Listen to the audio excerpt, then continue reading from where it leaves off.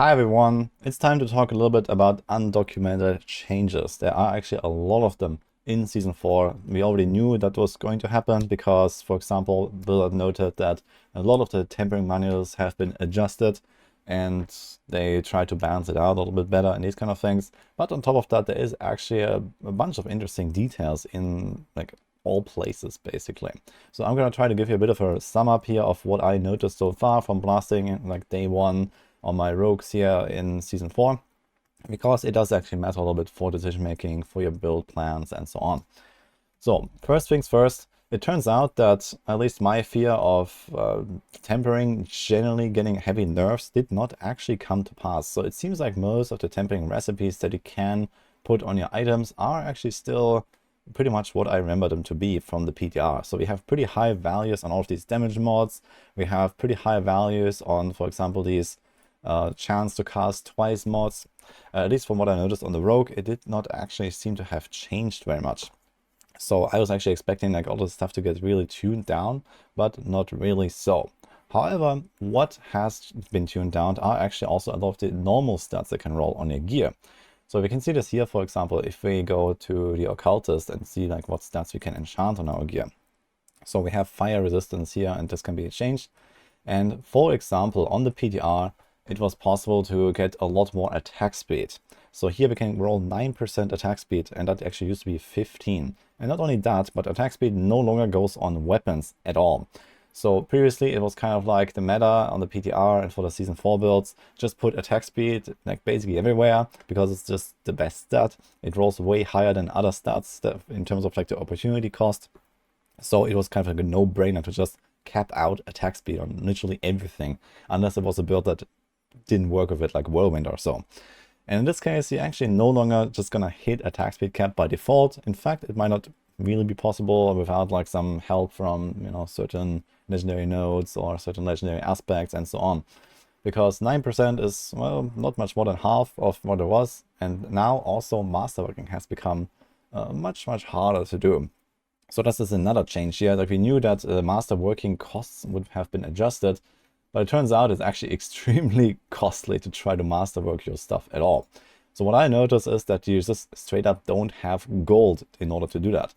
So I tried this a little bit on my previous rogue, the 100 rogue, and I had like, yeah, like most of my gear masterwork to rank 4 out of 12 by the time that I was farming pit 60, 70 or so, like 5 hours being into level 100 or so. And the cost only ramps up from there, basically. So the first few ranks are actually super easy compared to the remaining 8. And it just kind of goes like more and more costly every time. So one thing here is the gold cost, most importantly. The gold is actually a problem for this. So if you just upgrade from 0 to 4, it already costs you like 500,000 gold or something like that, or a bit more than that even. And you don't really get all that much gold. Most of the gold will come from doing whispers, but you don't really want to do that many whispers because you get Varshan mods galore everywhere, basically. And then it's kind of like, yeah, you kind of want to grind a pit, but you don't really get much gold there. So bottom line is you have to really pay attention to where you spend your gold. And not just that, but also converting those materials at the alchemist also costs a lot of gold. So this is something that I noticed. So they made it easier to convert mods. If you have seen that from the PTR, there were those caches you could craft to convert the Neef Iron, which is the highest masterwork material that you get from the pit, 60 plus, into the Ingolith, which is the second highest, that goes from tier 30 to 60. And then those you can convert into the Obducite, which is the lowest of the 3. So we have that here in the transmutation. You have these caches, you can convert one into the other, basically down the hierarchy. But those caches also cost a lot of gold, as you can see here. 2 million to craft this big cache, for example, to convert 100 Ingolith into 300 Opticite is a 1-to-3 ratio. So here also, for Ingolith caches, if I want to convert 100 Neef Iron into 300 Ingolith, it costs 6 million.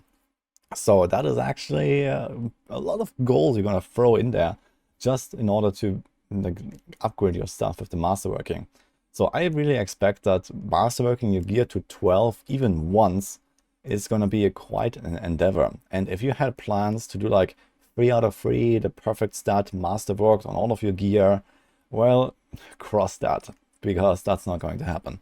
If you get really lucky, yeah, it's a 1 in 125 in order to hit the same stat 3 times if you don't do any resets. I guess if you are kind of rich and you grind a lot, then you can easily reset, like at least at 4 ranks and try to hit the right stat, and then, you know, just at least hit it once and then maybe hit it again and again, but maybe not. Maybe if you like really grind it out and have like a really important item where there's like a certain stat that's way better than others, you could try to like reset at 4 and maybe at 8 and then try to hit it 2 times and then go for the 3rd one with some luck. Either way, Masterworking has become pretty hard and pretty grindy, so this is what you need to know. So we're gonna be quite a bit weaker just from that, because Masterworking was actually pretty impactful. We used to have the blacksmith upgrades that cost basically nothing. You just did like 5 out of 5 blacksmith upgrades everywhere at some point, and that was it. And Masterworking was kind of the replacement for that, but it will take much longer to even get there and kind of break even with the previous blacksmith upgrade system. That being said, our items are just generally stronger these days. We have more stats on them, we have more powerful stats on them. So at least compared to what it was, we are still stronger by default, and generally everyone is a lot stronger. So every build has been brought up a bit from this patch, from those new stats and so on. So it's not like they nerfed us. It's just that if you had a picture in mind about how it was on the PTR, it has become harder. And those examples I mentioned are also not the only examples of stuff that has been brought down a little bit from the PTR. So for example, all of these like skill ranks here, they seem to only go from 2 to 3 on the highest tier items. So you have 2 to 3, for example, individual core skill ranks. So if you fully masterwork this with triple crits, then it's going to be an 8, I believe. And for example, some people thought this would be 10.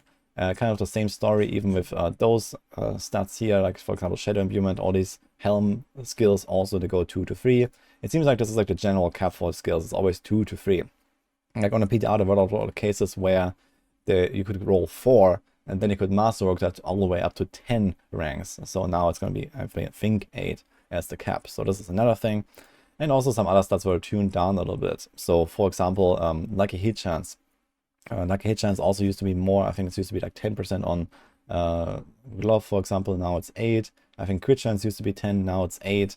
So in general, they have kind of like balanced it out a little bit more. So in case you're going for some builds that actually have some kind of hard requirements for certain stat thresholds, you have to keep that in mind. It's going to be a bit harder to actually reach those, or potentially even impossible. So when I think, for example, about the Shadow Step Rogue that I've talked about, the Shadow Step Rogue had like a pretty tight setup already, where you were trying to get exactly plus 100% lucky hit, so that your Shadow Step can trigger victimize procs like 100% of the time, guaranteed. And I think it would be very tough, if not even impossible, really, without major concessions, to do that now. So this is like one of those things where, yeah, certain builds might become more clunky, it's just a bit weaker, and these kind of things. So something to keep in mind. What it also means is that uniques have become a little bit more desirable again, though, because our own items have been brought down a little bit, like the legendary items. So that definitely raises the value of uniques a tiny bit, because those have not been affected by any of those changes really, aside from masterworking being more difficult across the board. So you can't really just masterwork them super easily with like the perfect stat or so. But outside of that, yeah, some uniques are probably more usable again. However, on the bright side, there have also been some small little buffs across the board. So for example, here the rings, we can see that on the right, the all res on the rings now is 10%, that used to be 8. And the individual resistance also is 10, that used to be 8. They wrote about this in the patch notes actually, saying that the single res modifiers were buffed, but they actually buffed both of them. So you just get 4 auras for free, so that's kind of neat. And also, for example, they buffed the diamonds. We didn't know how much they buffed the diamonds, but I expected it would be 8 for the highest one, and that's actually also correct. So we got some more auras there if you want to run diamonds, for example, in your gear. However, it's kind of hard to get there. Personally, after playing the season for like 26 hours or so, I have not been able to craft a single royal gem yet. So keep that in mind. It does take quite a while to get those gems at all. Like these diamond fragments and all these fragments, they just don't really come in that fast.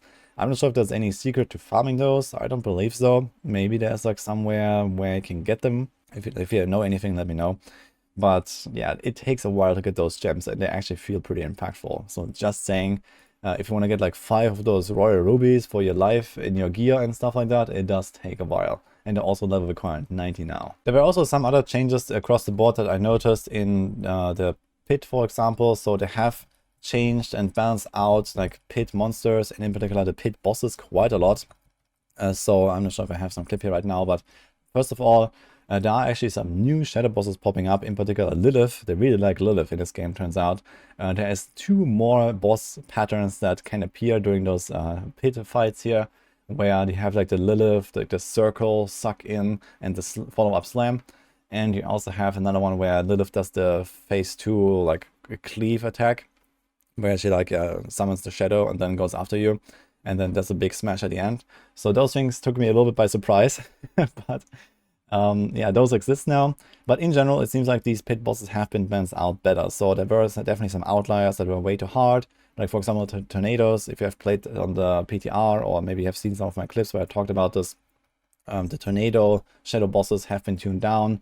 You can more easily dodge them now, so that's a really good change. There's also like this Hive Master boss that used to produce these like slow zones that just don't really allow you to dodge anything in the entire arena. So that has been tuned down. They're much smaller now and these kind of things, so you can actually outplay it better. So a lot of good changes here. So I'm really glad that Blizzard was listening to this. I actually gave a lot of feedback about this personally on the PTR, and it seems like they have actually done a pretty good job at balancing it out much better. Some of them are easier, some of them are harder, but it's not like, you know, a ridiculous gap here in terms of difficulty per run. Another pretty important stat change that has occurred is also the resource cost reduction on two-handed weapons. So this used to be kind of like a strong reason to run two-handed weapons for classes that don't really need an offhand necessarily or so.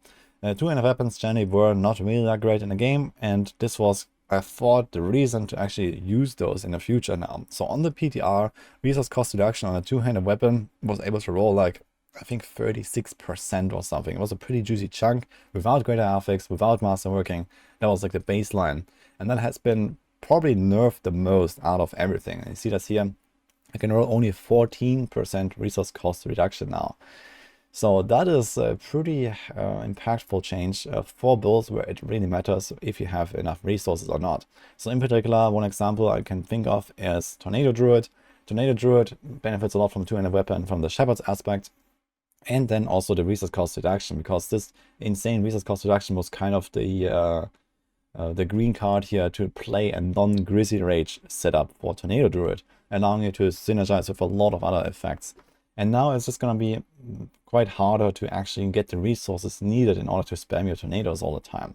And there will be other builds that probably really relied on this mod in particular in order to get the resources going. So keep that in mind when you make your setups. If you make your non-generator builds and so on, you might want to invest more into resource cost reduction. So you want to probably try to go for a greater affix here, and then you want to try to masterwork that as well. And you can probably reach to a point where it starts becoming comfortable again. But you also have to probably invest more into like resource generation, maybe from a ring roll, or you have to invest more into like some energy per second that you can throw on the chest or something like that in order to actually make your setups work now. However, that being said, I have not tried this too much in particular, but I noticed I found a greater affix of resource cost reduction. It actually went exactly plus 50% to 21% resource cost reduction. So I'm not sure if there's an indicator that it now just kind of like stacks up the bonuses additively, because previously those were like multiplied, and it was kind of like a relative increase in the impact of the resource cost reduction. So the total number did not actually increase by 50%, and then by 5% per masterworking tier, and then 25% per masterworking crit. But if that actually has changed to just like additively stack up the bonuses, then it basically becomes worth more and more to invest into a single roll of resource cost reduction. But that remains to be seen yet. Some other changes that occurred also with the masterworking that were actually pretty good. For example, for the rogues here, I noticed you can now just straight up masterwork vulnerable damage and crit damage. So for rogues that run precision or that run victimize, this is actually a pretty impactful buff, I gotta say. It doesn't really help with like the melee rogues that much with the close quarters combat, which were already kind of behind some of the other setups. But it turns out that Rogue is actually not that bad after all, also thanks to some of those changes that have occurred here. So you see this, for example, I'm running a victimized build right now. I have vulnerable damage on basically all of my items here. There's vulnerable damage like twice, and here on the glove I tempered it, and here I tempered it.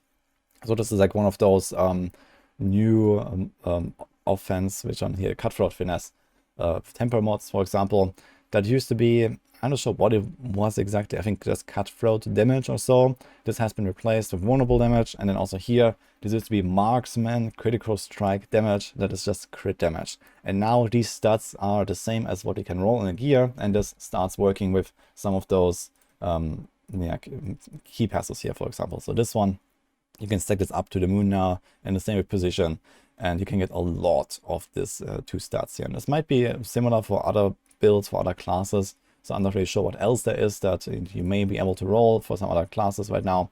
But there might be some of those cases where you should really pay attention to what has changed in those tempo mods. Either way, quite interesting stuff here. I gotta keep you guys updated with more things that I find out. So for now, this is kind of what I got here, and hope that you're having a blast in Season 4 like I do. Let me know if you find anything else about undocumented changes, some stuff that wasn't in the patch notes that they didn't talk about. Whatever else is there, I would be curious to hear about it and see. But generally, I gotta say, pretty good job by Blizzard here with the patch. Especially with those last minute updates, all these undocumented changes. I think they are generally quite reasonable from what we have seen so far. Trying to balance out the game better and just making a better overall experience. So that's it for this video. Hope you enjoyed it, and see you guys next time.